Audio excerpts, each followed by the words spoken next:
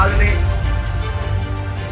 उनसे ज्यादा परिचय का सौभाग्य मुझे नहीं हुआ था। आप लोगों का शायद आश्चर्य होगा, उनके जीवन का अंतिम समय में वो सौभाग्य मुझे प्राप्त हुआ। इसलिए आज हम लोग दुनिया को दिखलाने चाहते हैं कि अब हिंदुस्तान दिल से, हृदय से स्वराज्य चाहता है और स्वराज्य के लिए तैयार हो गया है।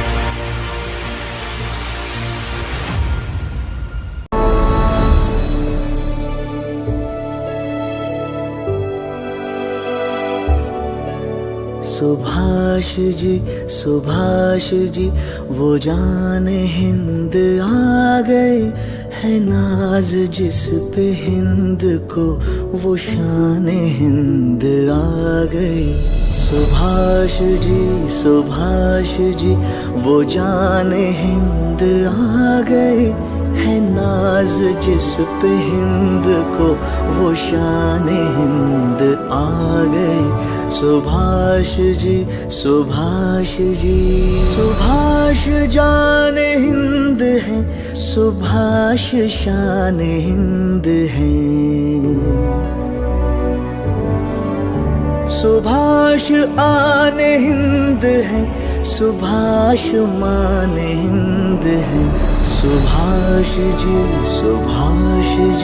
वो जान हिंद आ गए, है नाज जिस पे हिंद को वो शान हिंद आ गए। सुभाष जी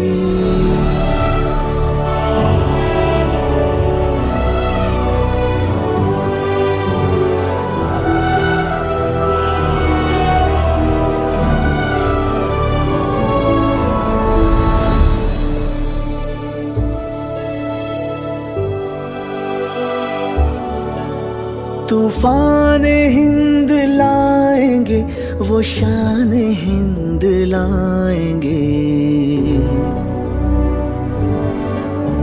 फिरंगियों की कौम पर वो कहर बन के छाएंगे। सुभाष जी वो जान हिंद आ गए, है नाज जिस पे हिंद को वो शान हिंद आ गई। सुभाष जी वो जान हिंद आ गए, है नाज जिस पे हिंद को वो शान हिंद आ गई। Subhash ji has been present at Haripura in person to give us his blessings, loudspeakers. And I do hope that in future we shall make greater use of the film. In conclusion, I beg of you to remember that our mission remains unfulfilled.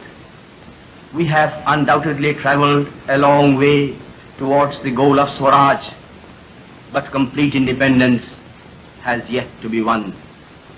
The coming months and years will prove to be a momentous period in our history, pregnant with immense possibilities. Let us therefore resolve to gird up our loins, sink all our differences, stand shoulder to shoulder, and continue our march to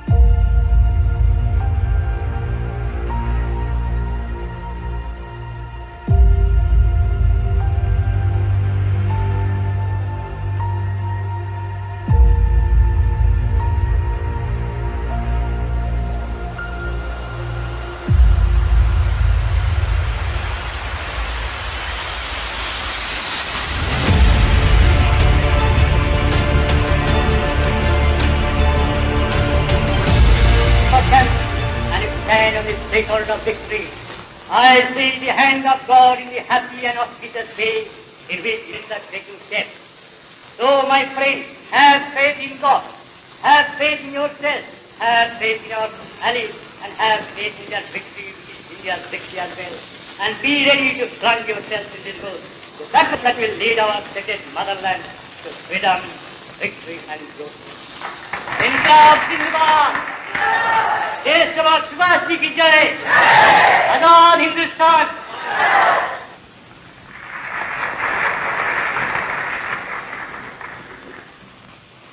Shri Rasbihari जी बोस पूर्वी Asia की जंग आजादी के नुमाइंदों, बहनों और भाइयों, सबसे पहले मैं आप लोगों के दिली इस्तकबाल के लिए और साथ ही साथ आपने जो मुझको पूर्वी का बनाया, इसके लिए भी तहे दिल से आप लोगों का शुक्रिया अदा करता हूं,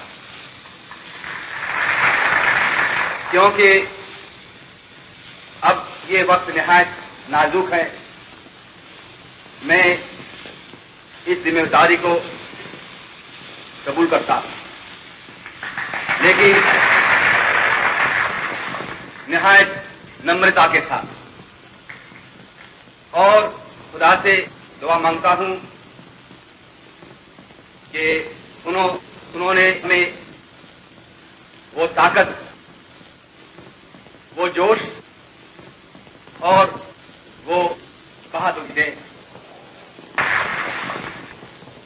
हम अपने हमवतनों की पूरी मर्जी के मुताबिक लड़ाई लड़ी और हिंदुस्तान को आजादी पहुंचा सके।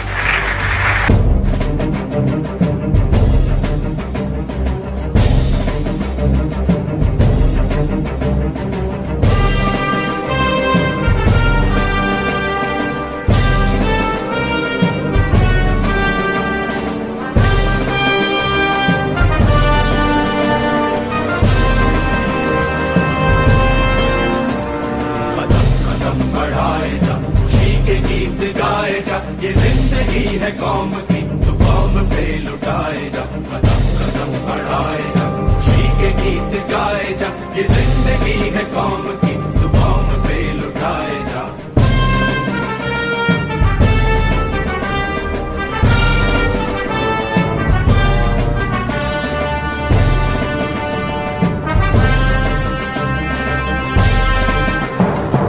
शेर हिंद आगे बढ़, मरने से फिर भी तू न डर, उड़ा के दुश्मनों का सर, जो वतन बढ़ाए जा। तू शेर हिंद आगे बढ़, मरने से फिर भी तू न डर, उड़ा के दुश्मनों का सर, जो वतन बढ़ाए जा। कदम कदम बढ़ाए जा, खुशी के गीत गाए जा।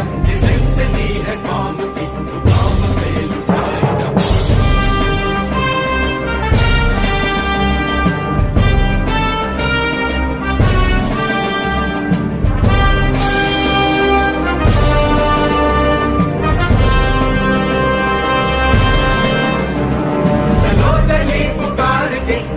निशान संभाल के, लाल किले पे गाड़ के, लहराए जा लहराए जा। चलो दिली पुकार के, हमें निशान संभाल के, लाल किले पे गाड़ के, लहराए जा लहराए जा। कदम कदम बढ़ाए जा, खुशी के गीत गाए जा। ये जिंदगी है कौम की, तो कौम पे लुटाए जा। कदम कदम बढ़ाए जा, खुशी के गीत गाए जा। ये जिंदगी है कौम की, तो कौम पे लुटाए जा।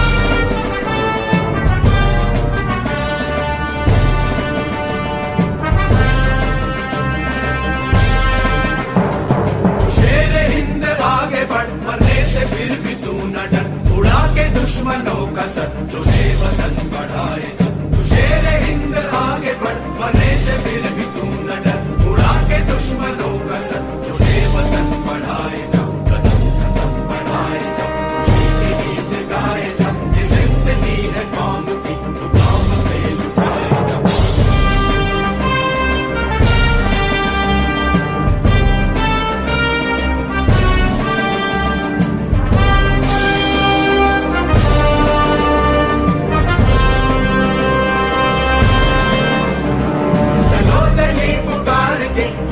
निशान संभाल के लाल किले पे गाड़ के लहराए जा चलो दिल्ली पुकार के हमें निशान संभाल के लाल किले पे गाड़ के लहराए जा कदम कदम बढ़ाए जा खुशी के गीत गाए जा ये जिंदगी है कौम की तो कौम पे लुटाए जा कदम कदम बढ़ाए जा खुशी के गीत गाए जा ये जिंदगी है कौम की तो कौम पे लुटाए जा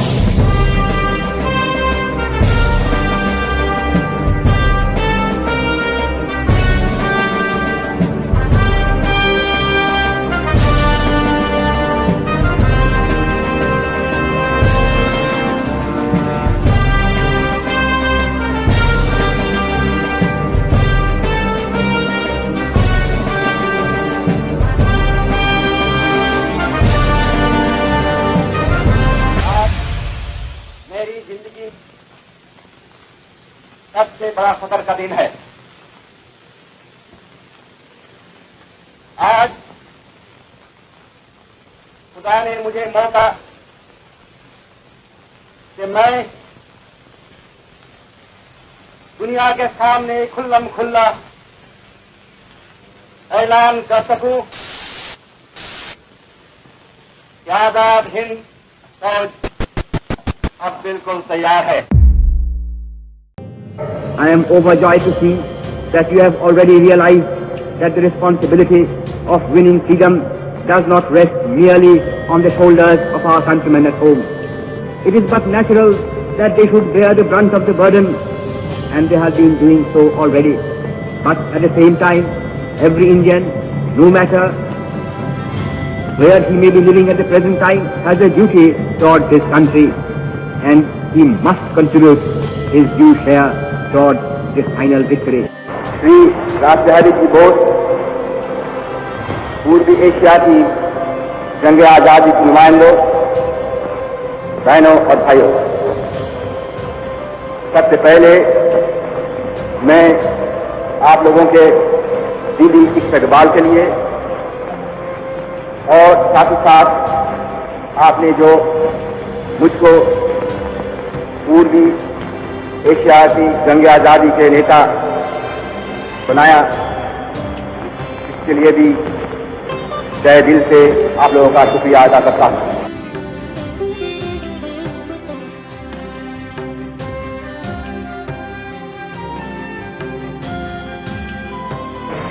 इस आरजी हुकूमत का मकसद क्या होगा? सिर्फ लड़ना और इनका मुकाबला करना। हमारे सामने एक ही प्रोग्राम रहेगा, फाइटिंग प्रोग्राम। लड़ाई का इंतजाम करना, लड़ाई शुरू कर देना और कामयाब करना लड़ाई। जब हम फिर लाल किले दिल्ली में जाकर वह हमारे विक्ट्री परेड करेंगे,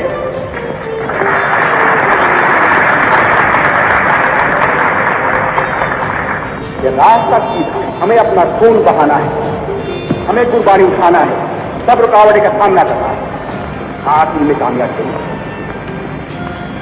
इस रास्ते में हम क्या दिखाएं? हम सब गुलाम हैं। हमारे हाथ में हाथ है क्या? हमारे रास्ते में आएगी भूख, प्यार, तकलीफें, विपदें, मौत। कोई नहीं कह सकता है जिन लोग इस जंग में शरीक होंगे उनसे कितने लोग निकलेंगे जिंदा हो। कोई बात नहीं है हम जिंदा रहेंगे या तो मरेंगे, कोई बात नहीं है। बात कोई सही बात यह है, आम बात यह है, आखिर में हमारी कामयाबी होगी, हिंदुस्तान आजाद होगा।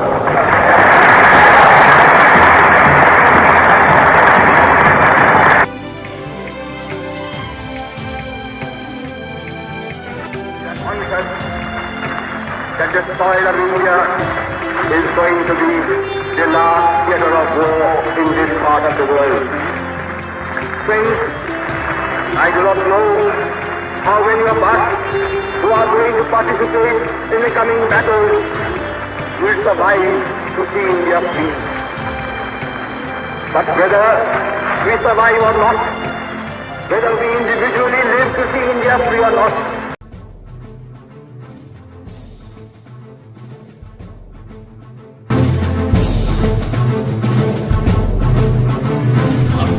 दिल्ली जाएंगे हम अपना हिंद बनाएंगे, दिल्ली जाएंगे हम अपना हिंद बनाएंगे।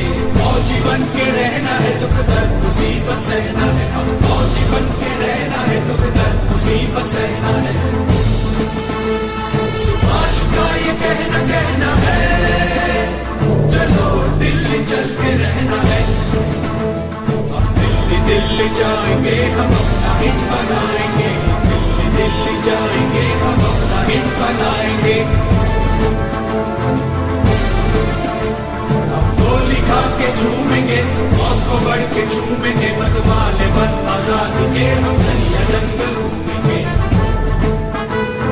गोली खा के झूमेंगे, मौत को बढ़ के झूमेंगे, मतवाले मन आजादी के हम दरिया जंगल घूमेंगे। सुभाष हमारा हावी है, गुलाबी के तालों की चाबी है, ऐसा खतरा बाकी है, खुदा भी हमारा साथी है।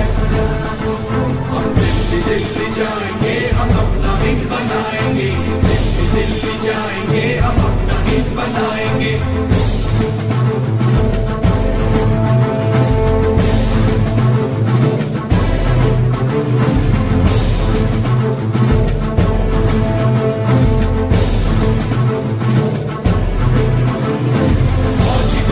जाएंगे और दिल्ली को सजाएंगे, फौजी बन के जाएंगे, दिल्ली को सजाएंगे। जालिम फिरंगी कौम का हम ना वो निशा मिटाएंगे।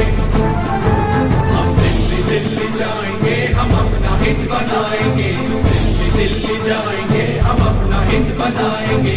फौजी बन के रहना है, दुख दर्द मुसीबत सहना है, हम फौजी बन के रहना है, दुख दर्द मुसीबत सहना है। सुभाष का ये कहना है, चलो दिल्ली चल के रहना है।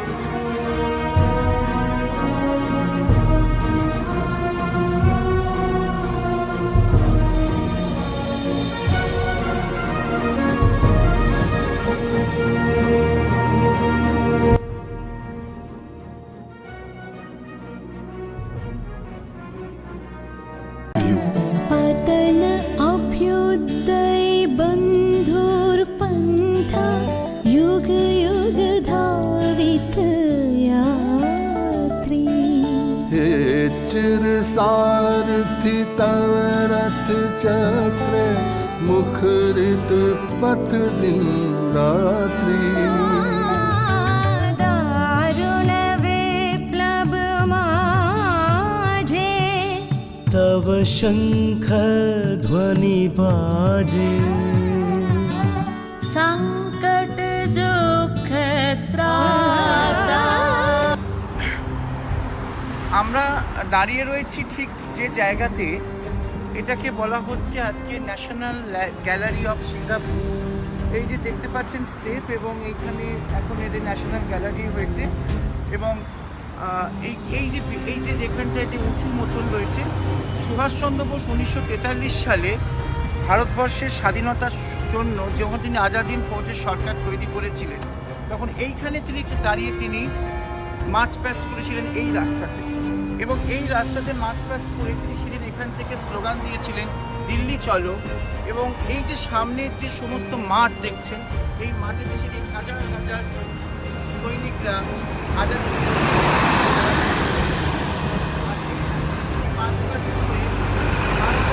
তিনি এখান থেকে তিনি স্যালুট নিয়েছিলেন, নিয়ে বলেছিলেন যে give me blood, I will give you freedom. এবং আজকে সেটা পরিবর্তিত হয়ে আজকে ঠিক সেই রকম স্মৃতি বর্জন করে রয়েছে। আমরা একটু এগিয়ে আসছি, এটা এখন রয়েছে আপনার দেখতে পাবেন যে বিল্ডিংটা রয়েছে, এবং এই বিল্ডিংটাতে আমরা দেখতে পাচ্ছি যে আমাদের আজাদ হিন্দ ফৌজের যে ক্যাবিনেট, সেই ক্যাবিনেটের যে ছবি আমরা সারা ভারতবর্ষে দেখে থাকি, সুভাষচন্দ্র বোস, কর্নেল ভিলন, লক্ষ্মী সাইগলকে নিয়ে। এই যে স্টেপিংটা দেখতে পাচ্ছেন, যে সিঁড়ি, এই সিঁড়ির মধ্যে দাঁড়িয়ে থেকে তিনি ফটোটাকে তুলেছিলেন ভারতবর্ষের প্রথম অস্থায়ী সরকারের, ভারতবর্ষের রাষ্ট্রনায়ক সুভাষচন্দ্র বোস, আজাদ হিন্দ ফৌজের প্রধান, তিনি এইখানে দাঁড়িয়েছেন। এক কথায় বলতে গেলে চলে, এই যে বিল্ডিং আমাদের ভারতবর্ষের স্বাধীনতা সংগ্রামের সঙ্গে একান্তভাবে আন্তরিকভাবে যুক্ত। কারণ এই রাস্তাতে, এই ঐতিহাসিক রাস্তায় দাঁড়িয়ে আজাদ হিন্দ ফৌজের সরকার প্রতিষ্ঠা হয়েছিল 1943 সালের 21শে অক্টোবর। এবং এই বিল্ডিংয়েতে সেদিন তিনি হাজার হাজার ভারতীয় বিপ্লবীদেরকে ডাক দিয়েছিলেন যে দিল্লি চলো, এবং ভারতবর্ষের স্বাধীনতার জন্য তিনি যে যুদ্ধ ঘোষণা করেছিলেন ব্রিটিশের বিরুদ্ধে, এই রাস্তা থেকে, এই বিল্ডিং থেকে।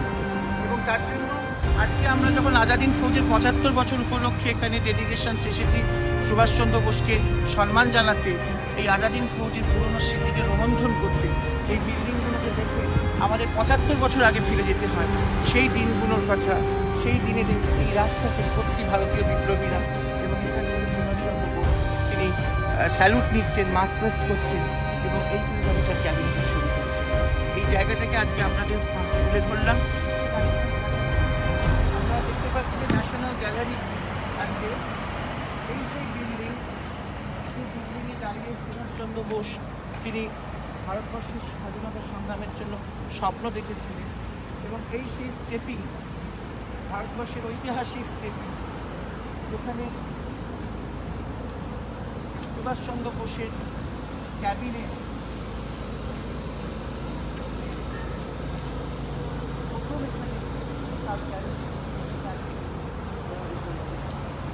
আমরা এই ক্যাবিনেটের সামনে আছি, ভারতবর্ষের শ্রদ্ধা অর্পণ করছি এই পুণ্যভূমি, যে সুভাষচন্দ্র বসুর মাটি, যেখানে যেখানে দাঁড়িয়েছিলেন সুভাষচন্দ্র বসু, এইখানে দাঁড়িয়ে তার ক্যাবিনেটের ছবি তুলেছিলেন। এখানে আমরা গর্বিত, আনন্দিত। ধন্যবাদ সিঙ্গাপুর সরকারকে, ভারত সরকারকে, যে আইএনএ মেমোরিয়ালকে রক্ষা করবার জন্য।